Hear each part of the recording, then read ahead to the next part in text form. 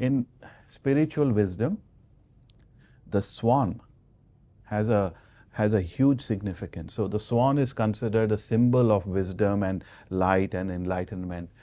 I used to wonder why, and one day I asked my guru this, one of my teachers, Swami Rama.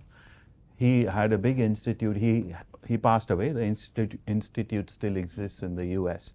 But when I first saw the symbol of his institute, he had just started his work. And it was a beautiful symbol of a swan with some nice quotations written around it in Sanskrit. So I said, why the swan? Tell me. And I've read many books and they always mention the swan, tell me.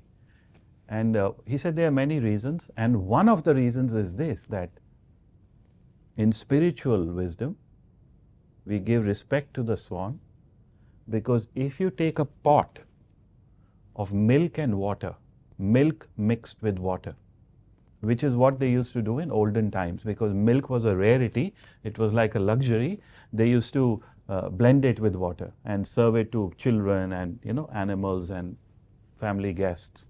So if you put a pot of milk and water in front of the swan to drink, the swan has the ability to put his beak in it and drink only the milk and leave the water. He's that clever, that wise.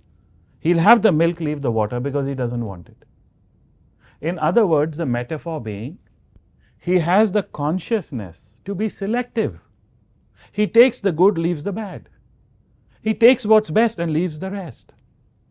And that's why he's so wise, because he has that ability. That's why we respect the swan.